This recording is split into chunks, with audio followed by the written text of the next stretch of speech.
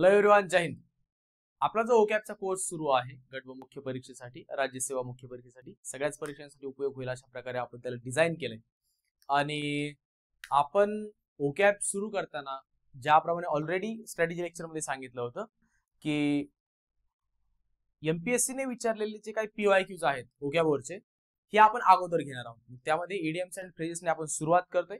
Idioms and phrases होतील, त्यानंतर homophones घेऊयात, सॉरी वन वर्ड सबस्टिट्यूशन्स घेऊयात, त्यानंतर होमोफोन्स, त्यानंतर सिनोनिम्स, अँटोनिम्स आणि फॉरेन वर्ड्स वगैरे. ओके, आज आपण सुरुवात करतोय बघा इडियम्स अँड फ्रेजेसने. हे आपला पहिला क्वेश्चन असणार आहे. त्याच्या अगोदर नेहमीप्रमाणे जी माहिती द्यायला असते ती किंवा व्यक्तिगत माझ्याविषयीची माहिती स्लाइड तुमच्या समोर आहे, पण आपण सरळ सरळ काय करू, पुढे जाऊयात. पहिला प्रश्न बघा, choose the correct idiom for the underlined words in the sentence.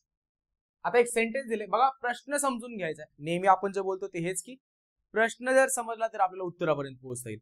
मग हा जो मुख्य प्रश्न असतो बघा, आता याच्यानंतर एकदा परिभाषा समजून घ्या. आपण जे मी जे शिकवणार आहे, तुम्ही जे लेक्चर्स मधून शिकणार आहात, त्यातील परिभाषा अशी असेल. प्रश्न क्रमांक जिथे दिलेला असतो, हा क्वेश्चन मध्ये जे काही सांगितलेलं असतं, हा झाला आपला मुख्य प्रश्न. आणि प्रश्नामधील स्टेटमेंट याला म्हणायचे प्रश्नामधील स्टेटमेंट. आले का लक्षात?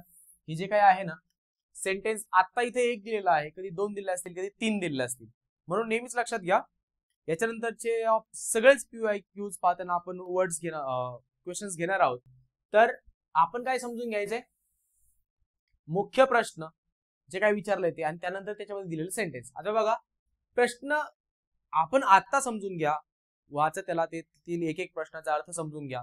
म्हणजे जे ज्यांची पहिली मुख्य असेल किंवा याच्या अगोदर जास्त प्रश्न पाहिलेले नाहीत पीवायक्यूचे, त्यांच्यासाठी सुद्धा एकदा समजून घ्या की मुख्य प्रश्न काय आहे.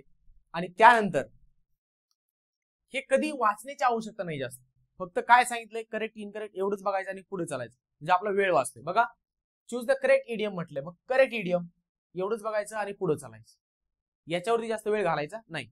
सेंटेन्स बघा, he has a very bad habit of talking irrelevantly. त्याला एक वाईट सवय, इरिलेव्हंट असं काहीतरी बोलायचं, असंबद्ध असं काहीतरी बोलायचं.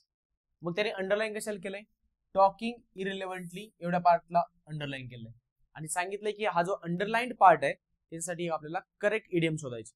ऑप्शन्स बघा, to burn one's boats, to burn candle at both ends. 3 बघा, टू बेल द कॅट. आणि option number 4 is to beat about the bush. चारही ऑप्शन्स वाचल्यानंतर लक्षात येईल चारही इडियम्स आहेत, परंतु आपल्याला कोणत्या पार्टसाठी इडियम पाहिजे, टॉकिंग इरिलेव्हंटली. ऑप्शन्स बघा, ऑप्शन्स आपण पाहिले. आता याच्यासाठी असंबद्ध बोलणे याच्यासाठी कोणता ऑप्शन येईल, तिथे जाण्याच्या अगोदर चारही इडियम्स एकदा मिनिंग समजून घ्या. हा आपला अंडरलाईन पार्ट. पहिली जी इडियम आहे टू बर्न वन्स बोट्स, याचा अर्थ असा आहे म्हणजे काय करणे, थोडक्यात तुम्ही किनाऱ्यावरून समुद्रामध्ये एका बोटने प्रवास करता आणि ती बोट पुढे गेल्याच्या नंतर काय करता, जाळून टाकता कोणत्याही मार्गाने. म्हणजे तुम्ही इंधन घेऊन गेले असाल वगैरे, ती तिकडे जाळून टाकली. म्हणजे काय, तुम्ही तिथे गेल्यानंतर तुमचे परतीचे मार्ग बंद केले, बरोबर का? म्हणजे तुम्ही माघार येण्याचे किंवा माघार घेण्याचे मार्ग बंद करता किंवा तुमचे परतीचे मार्ग बंद करता, त्याला म्हणायचं to burn one's boats.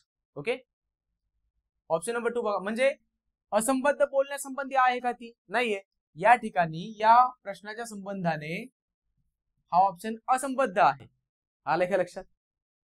Talking इरिलेव्हंटलीशी त्याचा संबंध येत नाही. Number 2, to burn candle at both ends. आता ही कॅन्डल आहे, कॅन्डल कशी असेल बघा, साधारणतः एक अशा प्रकारची एक जर कॅन्डल असेल आणि या कॅन्डलला एका साईडनेच वात असणार त्याला पेटवायला, बरोबर. पण त्यांनी बोथ एंड्स म्हटलंय, मग आपण असं विचार करूयात की दुसऱ्या साईडला सुद्धा वात आहे आणि दोन्ही साईडने सुद्धा ती जर कॅन्डल मेणबत्ती पेटवली तर ती लवकर संपून जाईल. मग याचा अर्थ काय, हा एक मिनिंग सांगतोय मी तुम्हाला. पहिला मिनिंग असा आहे की तुमच्याकडे असणारे रिसोर्सेस जे आहेत ते फार काय म्हणता येईल बेजबाबदारपणे वापरणे आणि त्याचा वापर जास्त करणे, थोडक्यात. ओके, त्यांचा जास्त यूज करून टाकणे, विनाकारण त्याचा वापर करणे आणि एक्झॉस्ट होणे, याला म्हणायचं to burn the candle at both ends. आणि याचा दुसरा मिनिंग असा आहे, तुम्ही प्रचंड कष्ट घेणे, म्हणजे सकाळी जसं की सकाळी सुद्धा लवकर उठून कामाला जाणे आणि संध्याकाळी उशिरापर्यंत काम करणे, अशा दोन प्रकारे त्याचे मिनिंग तयार होतात. ओके, एक आहे ज्या रिसोर्सेस ज्या आहेत त्या रिसोर्सेसचा प्रचंड प्रमाणात वापर करणे आणि एक्झॉस्ट होणे, आणि दुसरा आहे प्रचंड काम करणे, उद्योगी असणे, सकाळी लवकर ते संध्याकाळी उशिरापर्यंत जास्त वेळ काम करणे. तसं या इडियमचा सुद्धा या ठिकाणी मिनिंग लागत नाही. तिसरी इडियम आहे, तिसरा ऑप्शन आहे to bell the cat. To bell the cat म्हणजे अवघड काम, कठीण काम किंवा कठीण प्रसंग. प्रसंग म्हणण्यापेक्षा आपण म्हणूयात की एकदम डिफिकल्ट टास्क. ओके, डिफिकल्ट असा टास्क. जसं की काही उंदरांचा ग्रुप होता आणि त्या उंदरांच्या ग्रुपमध्ये असं ठरलं की मांजर जेव्हा उंदरांना म्हणजे आपल्याला पकडायला येते त्यावेळेस आपण काय, आपल्याला माहित होत नाही ना ती आलेली, मग आपण काय करू, तिच्या गळ्यामध्ये एक घंटी बांधू. टू बेल द कॅट म्हणजे कॅटच्या गळ्यामध्ये एक घंटी बांधायची. पण आता मांजर जी आहे तिच्या गळ्यामध्ये एखादी घंटा बांधायची आहे म्हणजे काय, तितकं सोपं आहे का, बांधायला जायचं तरी मांजर पकडून खाईल ना. म्हणजे त्याच प्रकारे टू बेल द कॅट एक अवघड काम किंवा डिफिकल्ट टास्क. आणि फोर्थ आहे to beat about the bush. आता to beat about the bush बघा, याचा सुद्धा तसा संबंध येत नाहीये इरिलेव्हंट बोलण्यासंबंधी. चौथी जी इडियम आहे त्याचा मिनिंग बघा, to beat about the bush म्हणजे जो मुद्दा आहे, जो पॉइंट आहे त्या मुद्द्याला धरून न बोलणे, मुद्दा सोडून इतर गोष्टींवरती बाष्कळ बोलणे. ओके, त्याला म्हणतो आपण to beat about the Bush.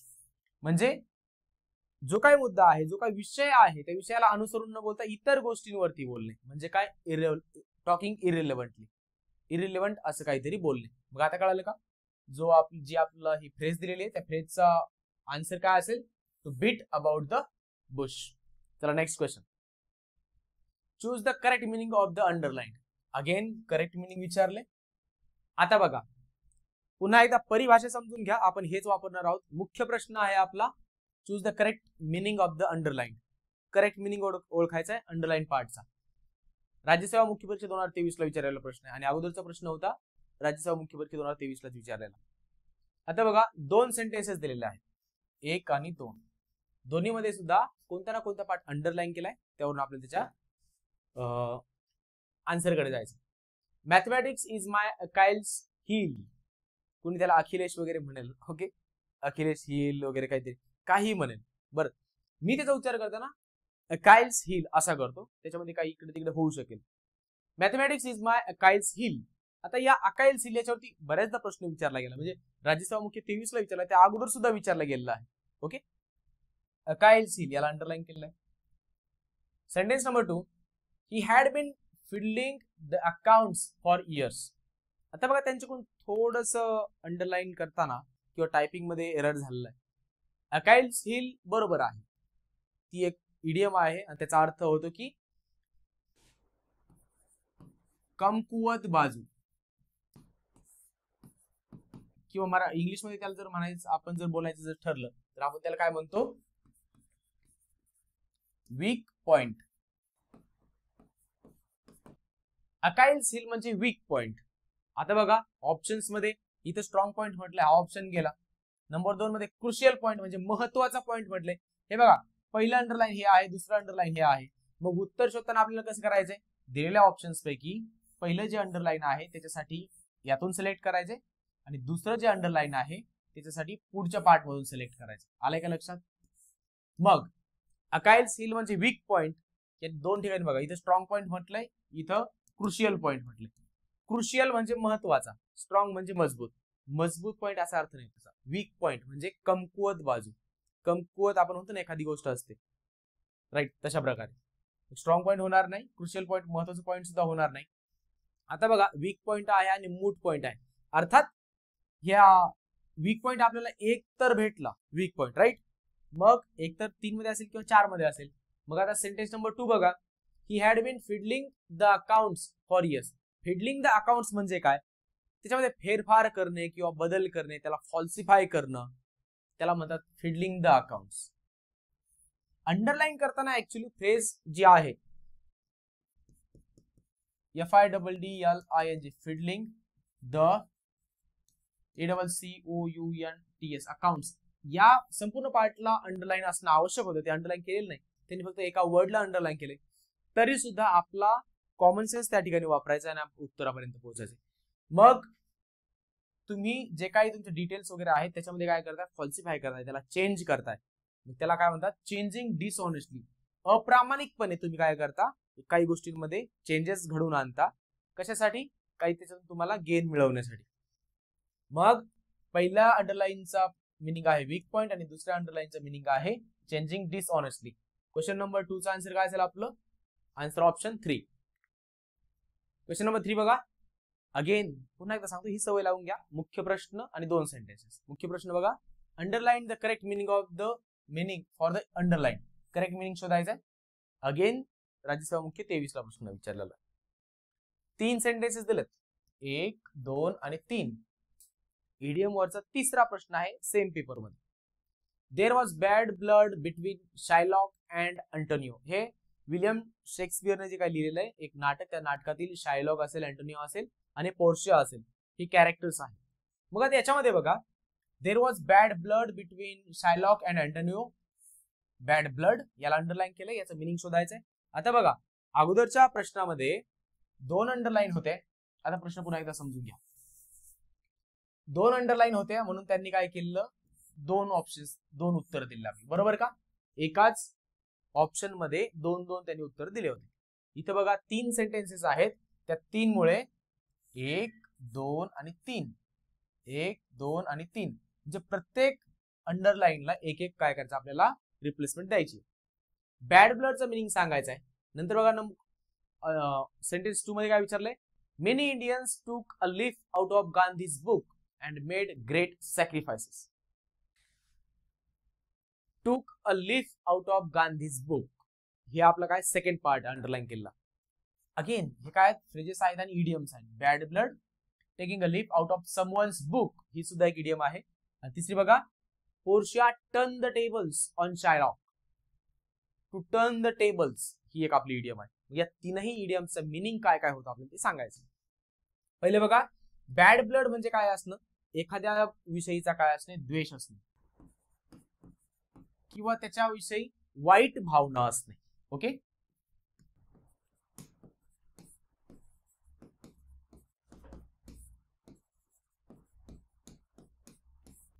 आले का लक्षात. एखाद्याविषयी द्वेष, वाईट भावना असणे त्याला म्हणायचं बॅड ब्लड. मग आता ऑप्शन्स मध्ये बघा, हेट्रेड, रायव्हलरी, फाईट आणि इल फिलिंग. आता फाईट तर नाही, फाईट म्हणजे काय करणं, भांडण करणे, तंट करणे वगैरे, हे एकदमच भांडण नाही. रायव्हलरी म्हणजे दुश्मनी, दुश्मनी असणे अशा अर्थाने नाही, वाईट भावना असणे. दुश्मनी असणे म्हणजे फारच आपण काय म्हणतो एक्स्ट्रीम होते, परंतु त्या तुलनेमध्ये एक सॉफ्ट आहे, परंतु एखाद्या विषयीची फक्त काय असणे, चांगली भावना नसणे एखाद्या विषयी, त्याला आपण म्हणतो बॅड ब्लड. पण लगेच एकावरून आपल्या आन्सर पर्यंत जाता येते का, इथं तर जाता आलं नाही. कारण बघा, हेट्रेड असेल, रायव्हलरी असेल, फाईट असेल, इल फिलिंग असेल, जवळपास ते क्लोज वाटणारे, क्लोज मिनिंग असणारे शब्द आहेत. एवढं तरी आपल्याला कळून जाईल. तुम्हाला या प्रश्नातील काही शब्दांचे मिनिंग सांगतो बघा. सॅक्रिफाईस म्हणजे काय करणे, त्याग करणे. त्यानंतर ओके, म्हणजे एक वर्ड होता की सॅक्रिफाईस हा एक सांगण्यासारखा शब्द होता, बाकी तर छोटे छोटे शब्द आहेत आणि सिंपलचे मिनिंग्स आहेत. कधी काही जर वाटलं तर तुम्ही चेक करून घेऊ शकता. सॅक्रिफाईस म्हणजे काय करणे, त्याग करणे. आता बघा, हेट्रेड मध्ये हेट्रेड शब्द आहे. हेट्रेड म्हणजे द्वेष. कॉपी करणे म्हणजे काय, एखाद्याचं अनुसरण करणे. इग्नोर म्हणजे काय करणे, एखाद्याकडे दुर्लक्ष करणे. रायव्हलरी म्हणजे दुश्मनी. अगेन टोर, TORE, TEAR, टियर म्हणजे तोडणे, फोडणे वगैरे, राईट. तर त्याचा कदाचित दुसरा किंवा सेकंड फॉर्म असू शकेल, चेक करून घ्या तुम्ही. एक वर्ड आहे TORE, याचं मिनिंग चेक करायचंय आणि मला सुद्धा कळवायचं. ओके, तुमच्याकडे नंबर आहे, मी नंबर सुद्धा दिलाय तुम्हाला, 7796060795. चला पुढे बघा. सेकंड सेंटेन्स बघा, many Indians took a leaf out of Gandhi's book and made great sacrifices. आता ही जी इडियम आहे, taking a leaf out of someone's book, म्हणजे काय, एखाद्याला अनुसरण करणे, एखाद्याचं अनुसरण करणे. किंवा आपण म्हणतो की एखादी व्यक्ती जर काही करत असेल तर त्यांनी सांगितलेल्या मार्गाचा, त्यांनी सांगितलेल्या तत्वांचं काय करणे, पालन करणे, अनुसरण करणे, त्यांचा आदर्श घेणे. मग आपल्याकडे बघा नंबर 2 ला इथं आहे कॉपी करणे, इथं आहे फॉलो करणे, आणि नंबर 3 ला आहे इमिटेट. आता कॉपी करणे म्हणजेच काय करणे, इमिटेट करणे, त्यांचं अनुसरण करणे. ओके, इल फिलिंग, इमिटेट हे दोन शब्द करेक्ट होऊ शकतात. त्याच प्रकारे इथं सुद्धा क्लोजली असं वाटतं की हेट्रेड आणि कॉपीड, पण मग लगेच 2 वरून आपल्या आन्सर कडे जाता येणार नाही. तिसरा बघा, Portia turn the tables on Shylock. Turn the tables म्हणजे काय, जी काय पोझिशन होती ती पोझिशन बदलणे.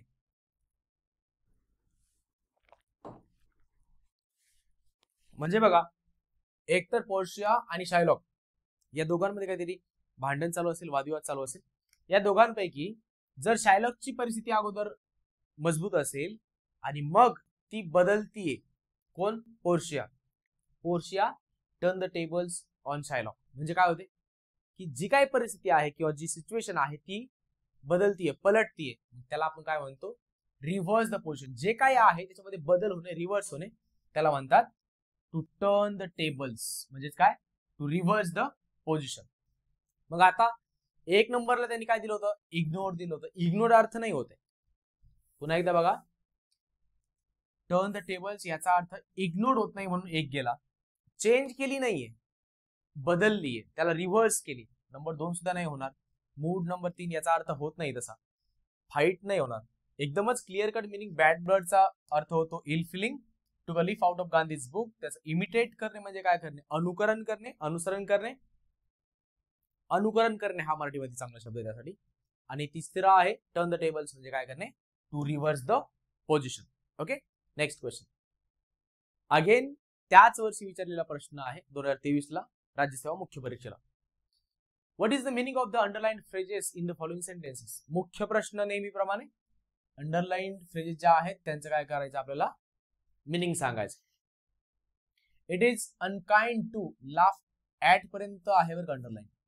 It is unkind to laugh at a person who is in trouble.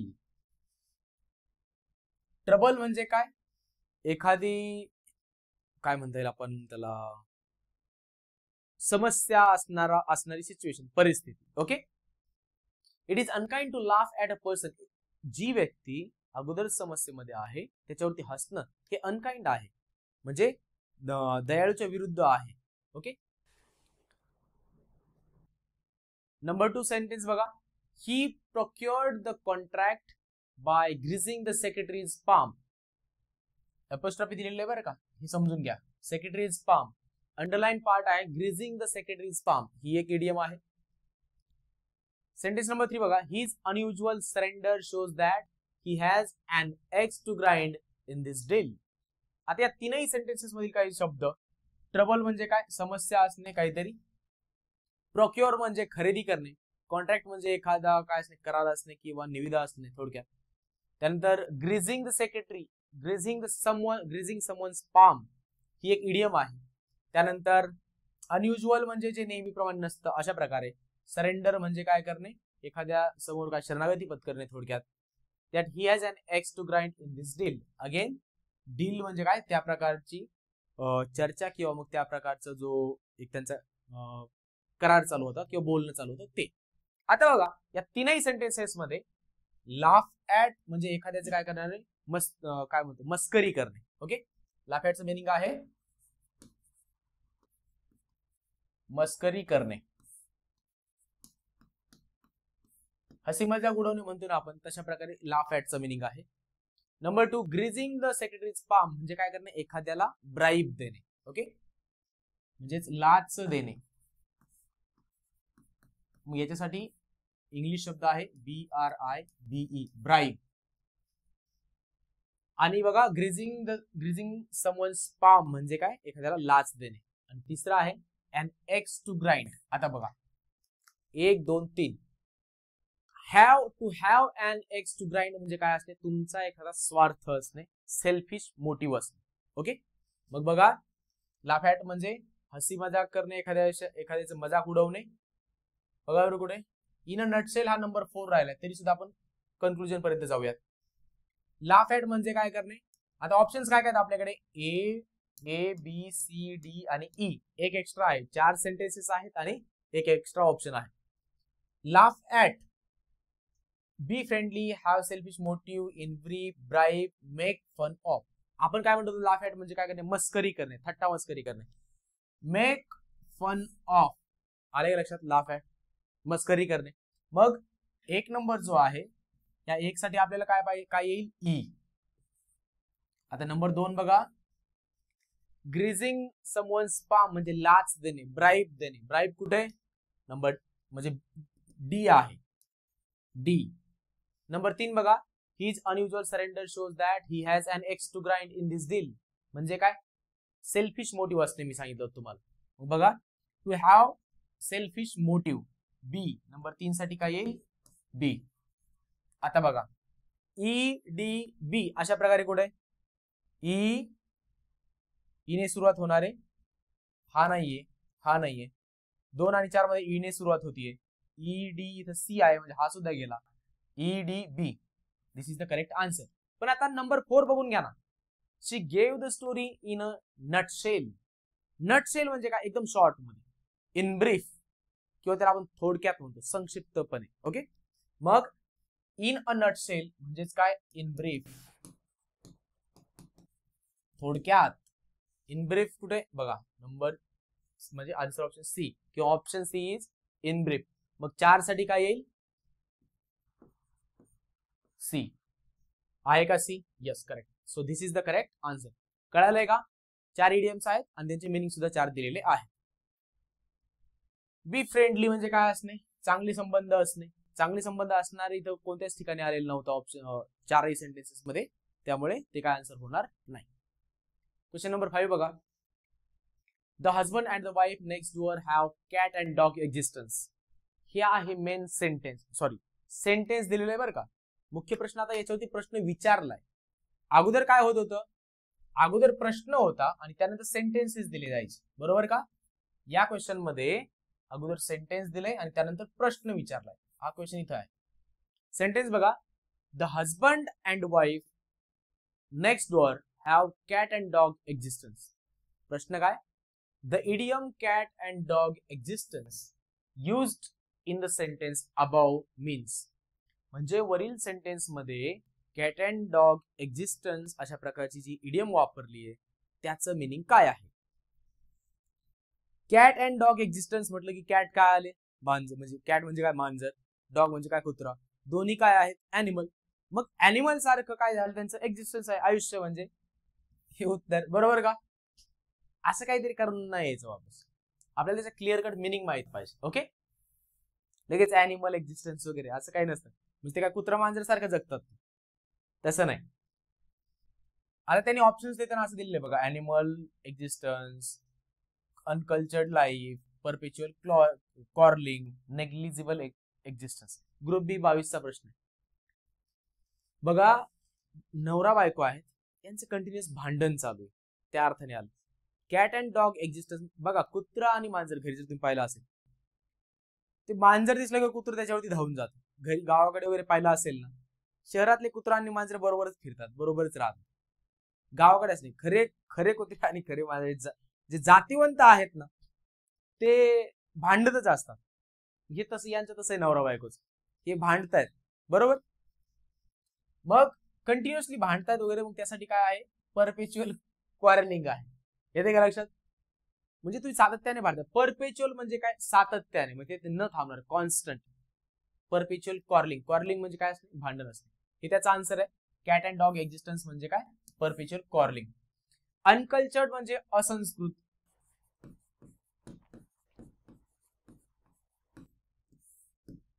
Animal existence, existence म्हणजे काय, अस्तित्व. हे शब्द सांगतो बरं का, हे लिहून घेत चालायचे शब्द side by side. Okay, negligible म्हणजे दुर्लक्ष करता येईल असा, आणि एक्झिस्टन्स म्हणजे काय, अस्तित्व. शब्दांचे अर्थ कळाले, आन्सर सुद्धा सांगितलेला आहे. नेक्स्ट क्वेश्चन कडे जाऊया. शी कास्ट, सेंटेन्स फार चांगलं आहे. खरं तर आजची डेट सांगतो, 14 फेब्रुवारी 2025 रोजी हा व्हिडिओ शूट होतोय तुमच्या समोर यायला.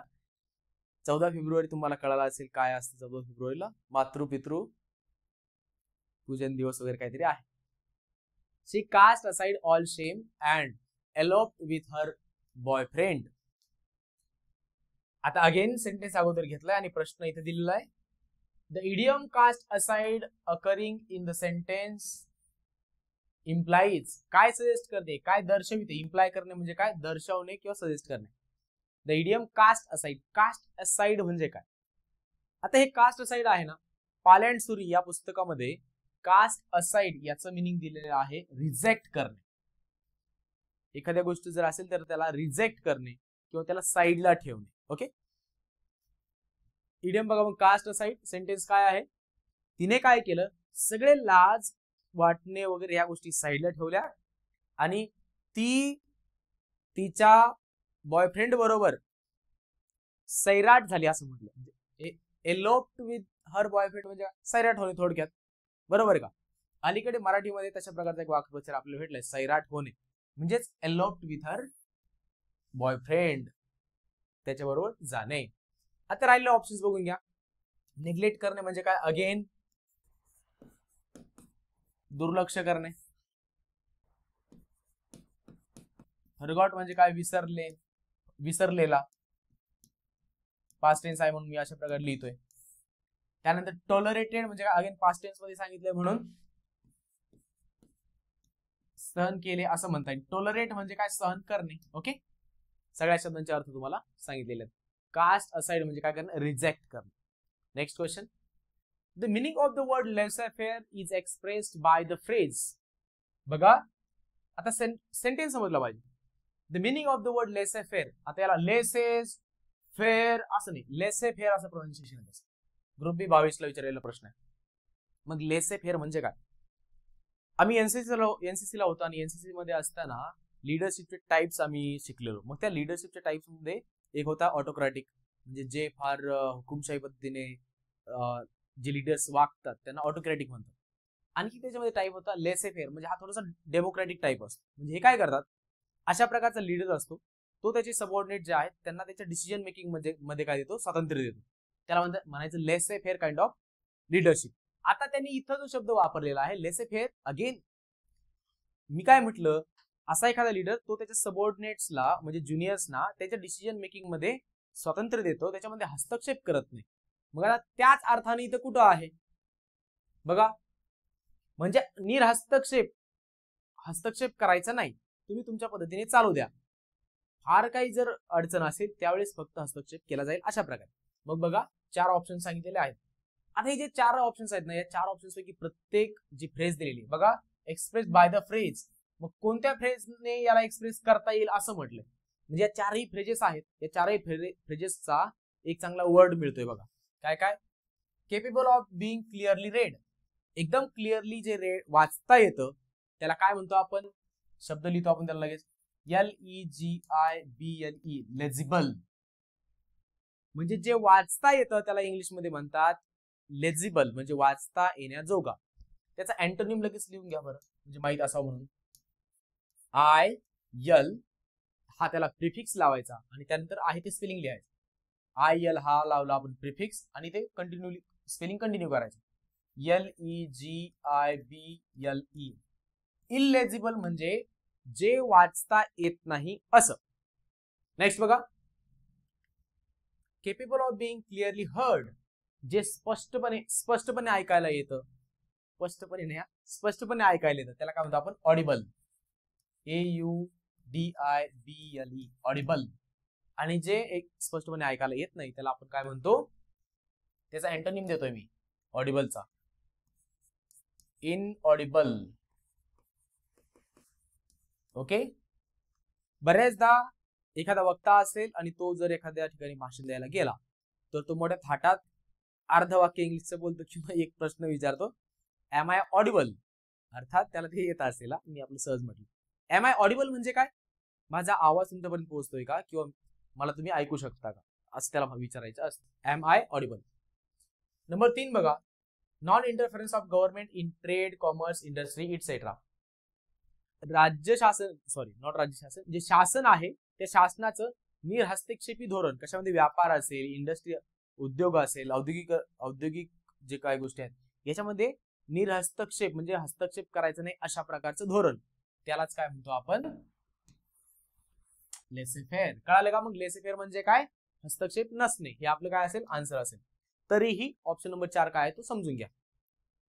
The government of a few select people, कमी लोकांची सत्ता, याला आपण काय म्हणतो? अल्पजनशाही. इंग्लिश मध्ये काय शब्द आहे त्याला? OLIGARCHY, oligarchy. समझले का? चलो next question. Find out the correct meaning of the underlined idiom in the given sentence. Again जो अंडरलाइंड पार्ट आहे त्याचा आपल्याला काय करायचंय? मीनिंग सांगायचं. आता याच्यावरती मी जास्त वेळ घालवणार नाही. जास्तीत जास्त वेळ आपण कशावरती बोलणार? ऑप्शन्स, त्यातील इडियम्स, त्याचे मीनिंग्स. ओके, त्यांनी काय सांगितलेलं आहे? एक अंडरलाइन पार्ट आहे, त्याचं मीनिंग सांगायचं. It is unfortunate that India has mostly been at loggerheads with all her neighbours. आता बघा ग्रामरचा पार्ट. कंट्रीचं जर नाव असेल तर त्याला फेमिनाईन प्रोनाउन जे आहेत त्यांनी दर्शवायचं. इथे काय आहे? It is unfortunate that India has mostly been at loggerheads with all her. India is a country. India या कंट्रीसाठी हर हा काय वापरलाय? प्रोनाउन वापरलाय. म्हणजे जर एखाद्या कंट्रीचं नाव दिलं असेल तर त्यासाठी पुढे येणारा प्रोनाउन फेमिनाईन घ्यायचा. ओके, ग्रामरचा पार्ट संपला. ओके, आपकडे येऊया. इट इज अनफॉर्च्युनेट, हे एक दुर्दैव आहे की India has mostly been at loggerheads. At loggerheads म्हणजे काय? कशा प्रकारचे संबंध? त्याच्या शेजारील राष्ट्रांशी. हे नेबर्स म्हणजे काय? शेजारी राष्ट्र. ओके, शेजारी. भारताचे त्याच्या शेजारच्यांशी डॅश डॅश प्रकारचे संबंध आहेत. ॲट लॉगरहेड्स म्हटले. मग ॲट लॉगरहेड्स ही जी आपली इडियम आहे त्याचा मिनिंग होतो कंटिन्यू वादाचे संबंध आहेत, वादविवादाचे संबंध आहेत. मग ऑप्शन्स काय? डुईंग बिझनेस ओनली, म्हणजे फक्त बिझनेस असं नाही म्हणायचे त्यांना. डिसअग्रीइंग ऑर कॉर्लिंग विथ, सातत्याने भांडण होत राहते किंवा वादविवादाचे काय आहेत? संबंध आहेत. डिसअग्रीइंग ऑर कॉर्लिंग विथ म्हणजे ॲट लॉगरहेड्स. कळालं? मग to be on good terms, चांगले संबंध म्हटले, पण हे नाहीये. टू इन्व्हाइट, त्यांना आमंत्रण निमंत्रण असा काही संबंध नाही. ओके, ॲट लॉगरहेड्स वादविवादाचे संबंध असणे. Complete the following idiomatic expression with the correct option. आता बघा, this is the main question. आणि आता पुढे एक सेंटेन्स दिलेला आहे. सेंटेन्स मध्ये त्यांनी काय केलंय? एक रिकामी जागा दिली आहे आणि त्यांना इडियोमॅटिक एक्सप्रेशन कंप्लीट करायला सांगितले. म्हणजेच काय करायचं असतं? याच्यामध्ये ते काय करतात? इथे एक शब्द देतील, शब्द असे देतील, इथं डॅश डॅश म्हणतील. ओके, म्हणजेच ही जी इडियम आहे या इडियमला कंप्लीट करायचं असतं या रिकामी जागी एखादा शब्द टाकून. हेच त्यांनी इथं विचारलंय. मग आपण तेच आता समजून घेऊयात. काय म्हटलंय? Well, that's fine kettle of dash dash, इथं फुल स्टॉप आहे. I thought I was helping John, but he worked against me during the debate session. Debate म्हणजे काय? वाद विवाद स्पर्धा जसे असते ना आपल्याकडे तशा प्रकारे. ओके, इन जनरल डिबेट म्हणजे वादविवाद. मग याच्यामध्ये बोलणं अपेक्षित आहे, फक्त भांडण नाही. का भांडण या अर्थाने नाहीये. डिबेट सेशन म्हटलंय म्हणजे काय? त्यावेळी काय चालू होतं? डिस्कशन चालू होतं. डिस्कशनच्या पुढे जाऊन जो थोडासा एक्स्ट्रीम पॉइंट आहे त्याला आपण डिबेट म्हणतो. डिस्कशनच्या पुढे जातो ज्याच्यामध्ये थोडस शाब्दिक चकमक वगैरे होऊ शकते, त्याला डिबेट म्हणता येईल. ओके, परंतु चर्चा चालू असते त्या प्रकारे. आता well, that's fine kettle of dash dash. मग KETTLE, kettle of, fine kettle of dash dash dash. म्हणजे इडियमच असतानाच ती बनलेली कशी आहे? तुम्हाला माहिती आहे ना इडियम काय? हे वाक्प्रचार आहेत. ते बनतानाच एक विशिष्ट प्रकारे 3-4 शब्द एकत्र येऊन बनलेले आहेत. त्यांचा लिटरल मिनिंग घेऊन चालत नाही. ओके, त्या संबंधाने त्याच्या अनुषंगाने त्याचं आकलन करून आपल्याला त्याचा एक वेगळा अर्थ घ्यायचा असतो. त्याला म्हणतात इडियम्स, म्हणजेच वाक्प्रचार. फाईन केटल ऑफ, ती इडियमच आहे. FIC, fine kettle of fish. Well, that's fine kettle of fish.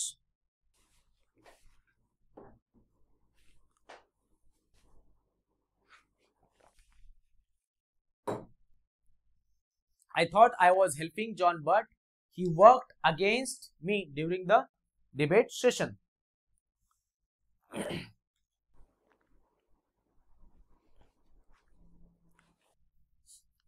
मग इडियम काय आपली? फाईन केटल ऑफ फिश म्हणजेच काय? आता एखादी गंभीर गंभीर प्रसंग असणे किंवा प्रॉब्लेमॅटिक सिच्युएशन म्हणतो आपण त्याला, किंवा अगेन अडचणीचा प्रसंग म्हणू ना, तशा प्रकारे. Well that's fine kettle of fish, I thought I was helping John. म्हणजे ती एक असा प्रसंग, वाईट प्रसंग होता किंवा काय अडचणीचा प्रसंग होता. त्या काळात मला असं वाटलं की मी त्याला मदत करेन, पण त्याने माझ्या अगेन्स्ट काम केलं डिबेट सेशन मध्ये. Okay, fine kettle of fish म्हणजेच काय, प्रॉब्लेमॅटिक सिच्युएशन. SITUATION situation. आले का लक्षात? So answer is fine kettle of fish. मग फिश आले तर लगेच चिकन सूप, मटन सूप असं काही ते येईल का? असं वगैरे काही नाही. चलो next idiom. After presenting all the evidence in the court, the prosecutor delivered a powerful closing statement to drive home the seriousness of the crime. एक सेंटेन्स दिले आणि मग प्रश्न विचारला. म्हणजे झालंय काय बघा, येथील काय वर्ड सांगतो. आफ्टर प्रेझेंटिंग म्हणजे सगळं सादरीकरण वगैरे झाल्यानंतर किंवा तिथं पोच केल्याच्या नंतर, ऑल द एव्हिडन्स म्हणजे सगळे पुरावे, एव्हिडन्स म्हणजे पुरावा, सगळे पुरावे दिल्याच्या नंतर in the court the prosecutor delivered a powerful closing statement. Prosecutor म्हणजे कोण असतो? जो जसं की पब्लिकचा प्रोसिक्युटर असतो किंवा पब्लिक प्रोसिक्युटर म्हणतो आपण त्याला, PP, किंवा प्रायव्हेट प्रोसिक्युटर असेल. हा टेक्निकल याच्यामध्ये मी जाणार नाही, परंतु जो त्या ठिकाणचा वकील असतो तो. The prosecutor delivered a powerful closing statement. Deliver करणे म्हणजे काय, त्यांचे भाषण देणे. Delivered closing statement to drive home the seriousness of the crime. त्याने ते शेवटीच्या क्लोजिंग स्टेटमेंट मध्ये बोलला ना, जेणेकरून सगळ्यांना ते जे काही क्राईम होता त्याचा सिरियसनेस लक्षात यावा, असा याचा अर्थ आहे. मग what does the phrase to drive home mean? To drive home म्हणजे काय, त्याचा काय अर्थ आहे? मग to return home after long journey. हे शब्दशः घेतलेला, याला काही अर्थ नाही की बराचसा प्रवास केल्याच्या नंतर घरी जाणे, काही अर्थ नाही त्याला. To forcefully convey or emphasise a point or message. एखादा पॉइंट असेल किंवा एखादा मेसेज असेल, तो फोर्सफुली एखाद्याच्या लक्षात आणून देणे. आता आले का लक्षात? To drive home the seriousness of the crime. सगळ्यांच्या लक्षात ते जोरकसपणे सांगण्यात आलं की किती गांभीर्य आहे त्या गुन्ह्याचं. आन्सर समजलंय का? टू ड्राईव्ह होम म्हणजे काय, टू फोर्सफुली कन्वे करायचे त्यांना. ओके, एम्फसाइज म्हणजे काय, जोरकसपणे. टू ऑपरेट अ व्हेकल काही संबंध नाही. हे योग्य दोन, हे सुद्धा असेच बनवलेले ऑप्शन्स आहेत. आलं लक्षात? चला नेक्स्ट क्वेश्चन बघा. Identify the idiom that means to accept the consequences of one's actions. आता बघा इडियम दिलीये, to accept the consequences of one's actions. अशा अर्थाचे म्हणजे हा जो समोर मिनिंग दिलेला आहे, to accept the consequences of one's actions, अशा अर्थाची इडियम कोणती आहे? चारपैकी सांगायचं. बघा ऑप्शन्स पैकी चारही इडियम्स आहेत. मग कट कॉर्नर्स म्हणजे काय? शॉर्टकट घेणे. म्हणजे बघा तुम्हाला तुमचे रिसोर्सेस काहीतरी वाचवायचे, म्हणजे पैसा असेल, वेळ असेल, हे वाचवायचे, मग तुम्ही काय करता? शॉर्टकट घेता कोणत्याही गोष्टीला, कष्ट वाचवता, त्याला म्हणतात कट कॉर्नर्स. ओके, थोडक्यात काय, शॉर्टकट घेणे थोडक्यात एखाद्या गोष्टीमध्ये. आणि पुढे लिहून घ्या, तुमचा वेळ असेल, ऊर्जा असेल, ते वाचवण्यासाठी. नंबर 2 बघा, take the bull by the horns. म्हणजे आपण म्हणतो ना, एखादं जर समस्या आली, संकट जर आपल्यावरती आलं, तर ते जे आव्हान जर आलं तर त्याला काय करणं? सामोरं जाणं, धीरोदात्तपणे सामोरं जाणं, त्याला काय म्हणायचं? Take the bull by the horns. Literal meaning जर घ्यायचं म्हटलं ना, बुल म्हणजे काय? बैल. हॉर्न्स म्हणजे काय? त्याचे शिंग. जर बैल समोरून आला तर त्याला भिडणं, डायरेक्ट त्याचे शिंग वगैरे पकडून, असं थोडक्यात शब्दशः जर म्हटलं तर. पण take the bull by the horns म्हणजे काय? आलेलं संकट असेल, एखादं आव्हान असेल, याला काय करणे? सामोरे जाणे. Face the music. Face the music म्हणजे काय? तुमच्या ज्या काही कृती आहेत, त्या कृतींचे जे काही दुष्परिणाम आहेत किंवा परिणाम आहेत, त्याचे काय करणे? ते ऍक्सेप्ट करणे, स्वीकारणे. म्हणजे बघा, फेस द म्युझिक म्हणजे तुम्ही एखादं काम करताय, ते चुकीच्या पद्धतीने होतंय, मग त्याच्या परिणामांना सामोरे जाणे किंवा त्याचे परिणाम भोगणे, त्याला म्हणतात काय? Face the music. परिणाम स्वीकारणे किंवा परिणामांना काय करणे? तोंड देणे. Okay, next, go the extra माइल. बघा माझं असं ठरतं की मी साधारणतः 10 किलोमीटर्स म्हणजे मॅरेथॉनला जर गेलं तर मी 10 किलोमीटर्स पळणार आहे किंवा 21 किलोमीटर्स पळणार आहे हाफ मॅरेथॉन. मग काय होतं, मला 21 किलोमीटर्स ही एक मॅरेथॉन पळायची, 21 की आपण त्याला शॉर्टकट मध्ये म्हणतो. परंतु होतं काय, त्या दिवशी पळताना 17-18 किलोमीटर्स पर्यंत मी म्हणजे फारच प्रयत्न करून सुद्धा तिथपर्यंत पळतो आणि असं वाटतं की आता होणार नाही. पण तरीही तुम्ही काय करता, आणखी कष्ट घेता, तुमचं जे एक थ्रेशोल्ड आहे, लिमिट आहे, त्याच्यापर्यंत तुम्ही पोहोचता आणि तरी सुद्धा आणखी एक्स्ट्रा वाले कष्ट घेता. So you go the extra माइल. आले का लक्षात? जे पुढचे 3-4 किलोमीटर्स आहे ना, जे तुम्ही ते पळताय, म्हणजे आपण काय म्हणू शकतो, आपली जी मर्यादा आहे, आपली जी लिमिट आहे, आपले जे थ्रेशोल्ड आहे, याच्या पलीकडे सुद्धा आपण जातोय, त्याला म्हणायचं गो द एक्स्ट्रा माइल. ओके, चलो आन्सर काय असेल मग? फेस द म्युझिक म्हणजे काय, तुम्ही जे काही कृत्य करताय त्याचे कॉन्सिक्वेन्सेस काय करणं, परिणाम काय करणं, स्वीकारणं.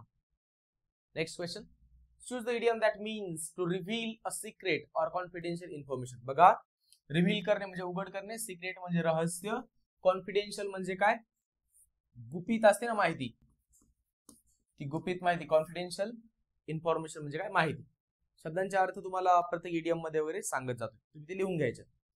आता बघा, to reveal the secret or confidential information, कोणतंही रहस्य असेल किंवा रहस्यमय माहिती असेल, कॉन्फिडेन्शियल माहिती असेल, गुपित माहिती असेल, ही काय करणं, रिव्हील करणं, उघड करणे. या अर्थाची इडियम कोणती आहे? प्रश्नांवरून तुम्ही समजून घ्यायचंय की पॅटर्न कसा बदलत राहतो. इडियम दिली जाते, मिनिंग विचारला जातो, कधी कधी मिनिंग दिलाय आणि त्या अर्थाची इडियम कोणती आहे ते विचारताय. आता 4 इडियम्स आहेत, 4ही इडियम्स आहेत बरं का. बघा, आपण जे सुरू केलंय ना, मी एक एक इडियम फक्त एका लिस्ट नुसार घेतली असती आणि पुढे गेलो असतो. क्वेश्चन सांगतोय, पॅटर्न लक्षात येईल म्हणून, आणि त्यानंतर प्रत्येक इडियमचं आपण विश्लेषण पाहतोय किंवा मिनिंग समजून घेतोय. ब्रेक द आईस म्हणजे काय,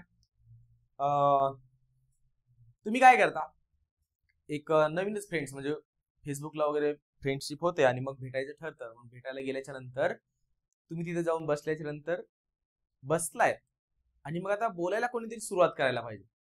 तर तुमच्यापैकी म्हणजे कोणीही, दोघांपैकी असेल, तिघांपैकी असेल, जेव्हा भेटता आणि त्याच्यानंतर इतर लोक कम्फर्टेबल व्हावेत, संभाषण व्यवस्थित व्हावं म्हणून तुम्ही जी सुरुवात करता, त्या संभाषणाला जी सुरुवात करता, it is called to break the ice. Okay, म्हणजे काय, संभाषणाला सुरुवात करणे.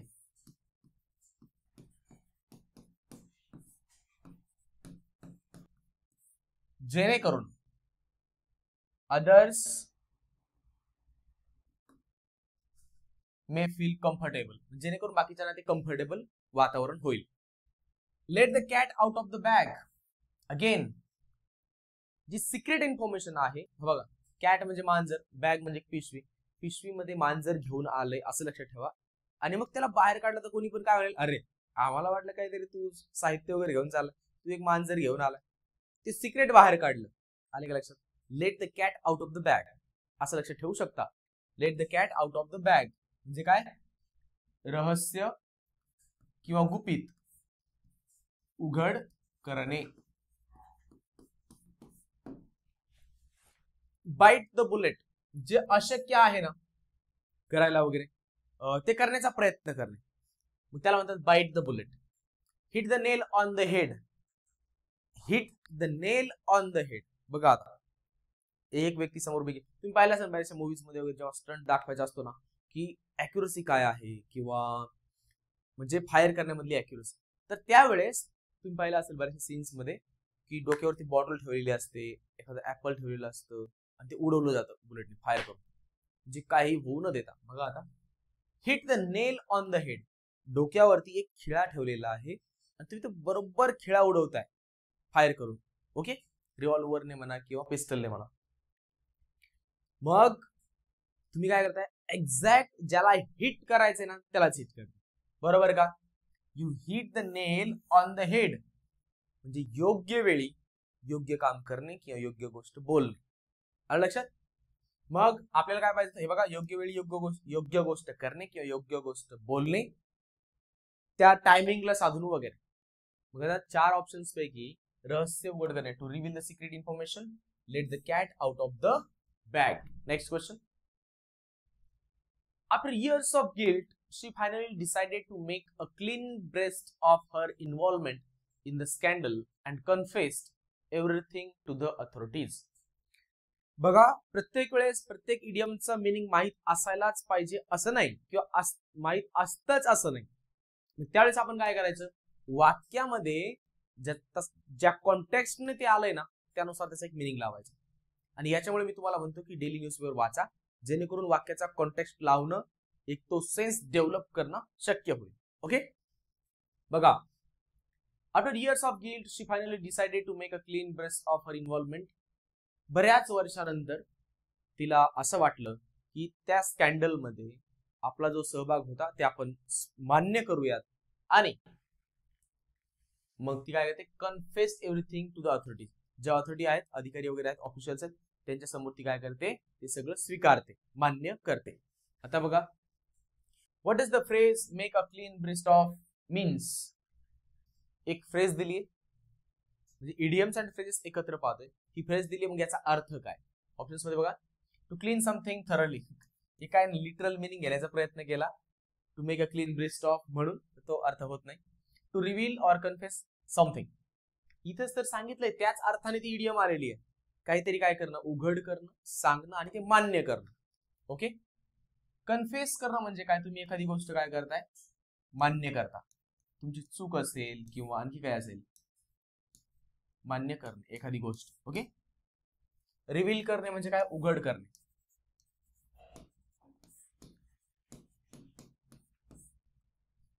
टू मेक हार्टफेल्ट अपॉलॉजी, माफी मागणे किंवा हृदयद्रावक माफी मागणे वगैरे असं म्हटलंय त्यांनी, परंतु तो अर्थ त्याचा होत नाही. To make a clean breast of, याचा अर्थ एवढंच होतो की तुम्ही काय करता, तुमची एखाद्या गोष्टीतील इन्व्हॉल्वमेंट, तुमचा सहभाग होता हे मान्य करता. आणि त्याला म्हणता येईल की कन्फेस करणं हे एक असतं की तुम्ही जे काय गुन्हा केलेला आहे वगैरे त्यातील तुमचा सहभाग स्वीकारणे किंवा होता असं मान्य करणे. To face the consequences of one's actions, बघा, to face the consequences of one's actions याच अर्थाची आपल्याला एक इडियम आली आहे. म्हणजे काय, आता आपण आताच पाहिले बघा, टू फेस द म्युझिक, हे बघा, फेस द म्युझिक म्हणजे काय, to accept the consequences of one's actions. हे पुन्हा पुन्हा रिपीट होत आहे. ग्रुप बी 23 ला इडियम आहे, आणि हा प्रश्न बघा ग्रुप सी 23 ला, म्हणजे त्याच्यानंतर काही दिवसांनी लगेच झाली परीक्षा आहे, साधारणतः महिनाभरात, त्याच्यामध्ये लगेच हे सेंटेन्स आले, रिपीट होत आहेत. आणि म्हणूनच आपण जसं काही लेक्चर्स वगैरे झाले त्याच्यानंतर आता ठरवलं की एमपीएससी मधले PYQ सगळे घेऊयात, आणि त्यानंतर पायलट सूर्य असेल, एसपी बुक्स असेल, त्यामधील ओकॅब घेऊयात. आन्सर भेटलाय का. To reveal or confess something हा अर्थ आहे make a clean breast of या इडियमचा. नेक्स्ट बघा, fill in the blank dash dash. Departmental PSI 2023, 10 December 2000, मला वाटतं 24 ला झाली परीक्षा, नॉट 24, 2023 ला झाली परीक्षा. Okay, you touched a dash dash now when you mentioned his first wife. आता बघा, हिज फर्स्ट वाईफ म्हटलं म्हणजे आता त्याला सेकंड वाईफ पण असणार, बरोबर का. त्याने त्याच्या पहिल्या पत्नीचा उल्लेख केला. You touch dash dash now when you mention, तू जेव्हा त्याच्या पहिल्या पत्नीचा उल्लेख केला तेव्हा काय झालं असं सांगितलं, तिथे एक इडियम आहे. मग टू टच,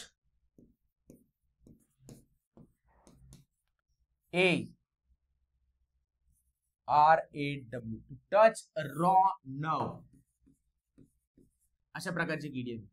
हे ऑक्सफर्डचं जे डिक्शनरी आहे त्या डिक्शनरी मधून हे सेंटेन्स त्यांनी उचललेलं आहे.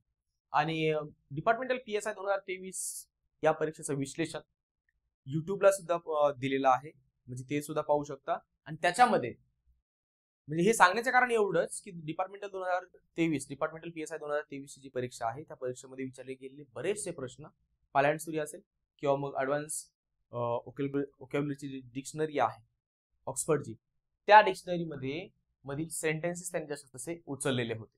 Okay, you touch a raw नव, मग इथं कोणता शब्द येईल, त्यांनी एक शब्द गाळलेला होता, रॉ नव, when you mentioned his first wife. आता हे you to touch a raw nerve म्हणजे काय, एखाद्याचा असा एखादा मुद्दा असतो किंवा असा एखादा विषय असतो, त्या विषयाला हात घातल्यानंतर, त्या विषयाचा उल्लेख केल्यानंतर एखादी व्यक्ती, समोरची व्यक्ती काय होते, तिच्या भावना जास्तच काय होतात, उफाळून येतात किंवा असं म्हणता येईल, किंवा फार भावनिक होते किंवा इमोशनल होते. म्हणजे भावनिक होणे आणि इमोशनल होणे एकच, तरी सुद्धा तशा प्रकारे जेव्हा होतं, त्या विषयाला हात घातल्याच्या नंतर एखादी व्यक्ती इमोशनल होते, भावनिक होते, त्याला म्हणणे to touch a raw nerve. Okay, चलो नेक्स्ट क्वेश्चन. राईप म्हणजे पिकलेला, शब्दांचा अर्थ राईप म्हणजे पिकलेला, ओल्ड म्हणजे जुना, आउटर म्हणजे बाहेरचा किंवा बाहेर साईडचा. Next question. Choose the correct idiom and fill in the blank. Correct idiom बघायची आणि रिकामी जागा भरायची. ग्रुप सी 23चा प्रश्न आहे. The president was dash dash and lived beyond his tenure. President कसा आहे किंवा कसा होता. The president was dash dash and lived beyond his tenure. आता बघा, त्यांना या ठिकाणी वाक्याच्या कॉन्टेक्स्ट नुसार त्यांना अपेक्षित आहे प्रेसिडेंट कसे होते, हेल्थ अँड हार्टी, म्हणजे निरोगी होते, फिजिकली काय म्हणतायत तंदुरुस्त होते, अशा अर्थाने ते सेंटेन्स आलेलं आहे. आणि त्याच्यामध्ये आपल्याला ती इडियम भरायची सुद्धा होती. मग काय येईल, the president was health and hearty. This is the answer. Quite a catch म्हणजे काय असणे, एखादी व्यक्ती अपिअरन्सच्या बाबतीत म्हणजे दिसण्याच्या बाबतीत किंवा फिजिकल जो एक त्यांचा फिटनेस आहे त्या बाबतीत आकर्षक असेल तर त्याला क्वाइट अ कॅच असं म्हणतात. Okay, physical fit, quite a catch, he is quite a catch म्हणजे काय, त्याचं फिजिकल अपिअरन्स असेल, फिजिकल फिटनेस असेल, ते एकदम चांगलं आहे वगैरे असं जेव्हा आपण म्हणतो तेव्हा. Talking by the dozen. आता टॉकिंग बाय द डझन, आता यांनी ही चुकीचा इडियम वापरलेली आहे. आपल्याकडे एक इडियम आहे, talk by, talking not by, talk 19, talk 19 to a dozen. गावाकडे तुम्ही ऐकलं असेल बघा, गावाकडे काय इथं पण ऐकलं असेल. आता काय गावाकडे सगळे वेगवेगळ्या ठिकाणी आले, म्हणजे बोलीमध्ये किंवा गावाकडच्या भाषेमध्ये असं म्हणतात, एखादीची जर चूक झाली ना तर तो येऊन काय म्हणतो, माझं जर चुकलं असेल ना तर 20 हाणान 10 म्हण किंवा 4 हाणान 1च म्हण. म्हणजे काय, 4 मारा आणि मोजताना 1च मोजा. तशा प्रकारे तुम्ही काय करता, डझन म्हणजे किती, 12, आणि टॉक 19 टू अ डझन म्हणजे 12च्या ठिकाणी तुम्ही किती, 19. तुम्हाला बोलायचे किती शब्द, 12, तुम्ही बोलताय 19, म्हणजे तुम्ही प्रचंड बोलताय. आलं का लक्षात, तुम्ही जास्त बोलताय, एक्स्ट्राचं बोलताय, त्या अर्थाने ही idiom. Talk 19 to a dozen म्हणजे तुम्ही जास्तीचं बोलताय, बाष्कळ बोलताय, फालतूपणाचं बोलताय, अशा अर्थाने.